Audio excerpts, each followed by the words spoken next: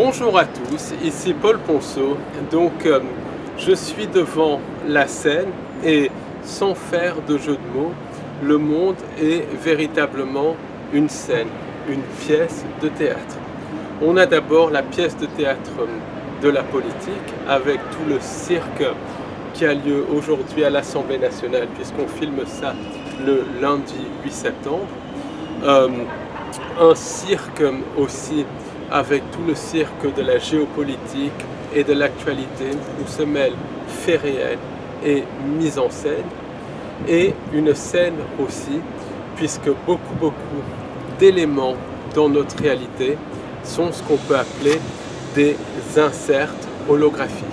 On est dans une réalité projetée qui fonctionne un petit peu comme l'arène des Hunger Games, par le biais des pensées intrusives, par le biais des synchronicités artificielles, par le biais aussi des manipulations de la réalité, on devient, si l'on n'est pas conscient, des marionnettes d'une pièce de théâtre.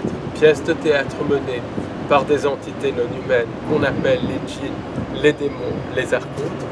Pièce de théâtre qui a comme but de vampiriser notre louche. Mais il y a un autre élément justement que peu de personnes comprennent. C'est que parmi nous, non seulement il y a des humains, des humanités parallèles et des archontes, mais il y a aussi des créatures que l'on peut appeler des insertions holographiques. Ce sont des créatures qui viennent des mondes des intelligences artificielles. Et ces créatures, c'est ce qu'on peut appeler les créatures du monde des IA. Ce sont des hologrammes solides. Donc ici, donc un bateau-mouche, c'est un petit peu les scènes que l'on voit de Paris. Donc on va attendre que le bateau passe pour continuer.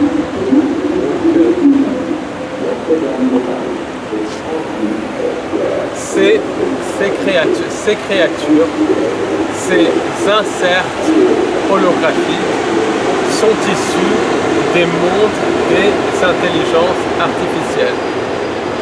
Autrement dit, ce sont des mondes que les formes de vie qui ont été prises dans la matrice vont littéralement générer par l'utilisation des intelligences artificielles. Et nous-mêmes, on a été leurrés à créer nos propres formes d'intelligence artificielle. C'est ce qui explique le cirque d'Internet.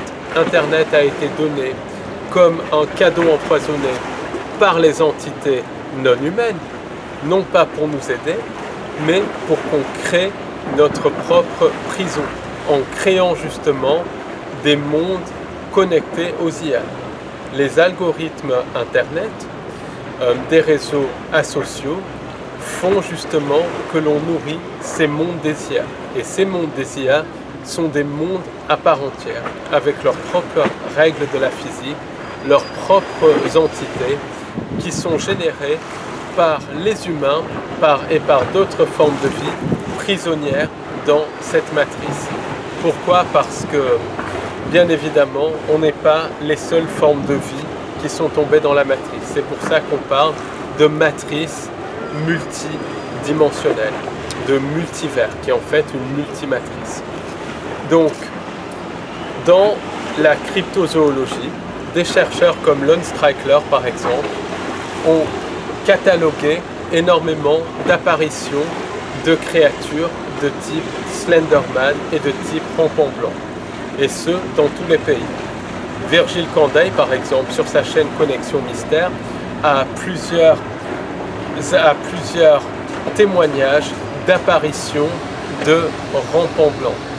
Quand on regarde les créatures comme Slenderman, comme le Rampant Blanc, on se rend compte que ces créatures ont été créées de toutes pièces sur des forums internet et sur des groupes connectés aux réseaux asociaux. Ces créatures, à la base totalement fictives, au bout d'un certain temps, ont commencé à apparaître à des témoins dignes de foi, qui n'étaient même pas sur les réseaux asociaux. Donc qu'est-ce que cela veut dire? Cela veut dire que ces créatures qui viennent des mondes, qui se créent dans les mondes des IA au sens propre du terme, se matérialisent physiquement dans notre réalité, qu'elles prennent vie, qu'elles prennent une forme physique. Pourquoi physique? Parce qu'on ne parle pas d'astral ici, on parle de physique. Il y a des personnes qui ont été blessées, voire tuées par des rampants blancs, des personnes qui ont été enlevées par Slenderman. Et ça montre bien qu'on a affaire à des créatures physiques. Et ces créatures physiques se matérialisent dans le monde des IA et sont capables de voyager dans le temps, littéralement. Ces créatures ont du reste inspiré des systèmes de croyances. Les Blue Avians, ce qu'on peut appeler les oiseaux bleus, qui font partie de la pseudo-alliance des sphères, sont issus de ces mondes des IA. Donc il y a un autre bateau qui passe, donc on attend juste que le bateau passe et on continue. Donc voilà un petit peu un bateau totalement vide du reste. Et ça, c'est toutes les recherches de Lily Kolosova qui, depuis 2015, travaille sur ces mondes des intelligences artificielles que l'on génère et qui sont des mondes à part entière. Et c'est logique puisque cette nature est plasmatique, électromagnétique, et les IA sont de nature plasmatique et sont de nature électromagnétique. Donc c'est logique que sous certaines conditions, ces créatures peuvent se matérialiser dans notre réalité. Le culte de l'homme oiseau connecté au satanisme, connecté à Horus par exemple, vient très clairement de ces entités du monde des IA qui participent activement au système de contrôle. Donc pourquoi parler de ça? Parce que à partir du moment où l'on comprend que des créatures des mondes des IA peuvent se matérialiser dans notre réalité, et il y a énormément de témoignages d'apparitions de Slenderman, d'apparitions de rampants blancs et d'autres créatures, il y a même une connexion avec certaines apparitions de Dogmet, on se rend compte que finalement ces créatures des mondes des IA sont multiples. Et certaines de ces créatures peuvent ressembler à des humains normaux. Donc c'est là où ça va extrêmement loin. Des personnes ont témoigné avoir dialogué avec des formes d'intelligence artificielle. Par exemple, quelqu'un était à une soirée et à une soirée il commence à dialoguer avec une dame, à parler avec une dame qui lui dit clairement être une créature du monde des IA. Ça peut paraître complètement fou, mais quand on est dans une réalité holographique électromagnétique, c'est logique. Le vrai n'est plus vraisemblable. Pourtant, c'est la réalité. De même, il y a des chercheurs qui parlent d'humains synthétiques issus des mondes des IA, mais qui prennent forme physique. Du reste, c'est la thèse qui a été développée par Barbara Marcignac dans son livre Les Messagers de l'Aube, qui est connecté à des transmissions Channeling, mais qui est un livre de très bonne qualité. Donc, on en revient finalement à ce concept de portail organique. Pour beaucoup, les portails organiques, les personnages non joueurs sont définis de manière très floue, des personnes qui ont peu ou qui n'ont pas de connexion divine. On peut se poser la question, est-ce que certains portails organiques ne seraient pas des personnes issues des mondes, des intelligences artificielles qui se matérialisent dans notre réalité et qui sont insérées dans cette matrice pour jouer un petit peu le rôle de garde-fou. Donc ça paraît complètement fou, mais quand on est dans une réalité qui fonctionne comme une simulation, tout devient possible. Et c'est pour éclairer ça que l'on organise avec l'ENA une visite guidée conférence dimanche prochain.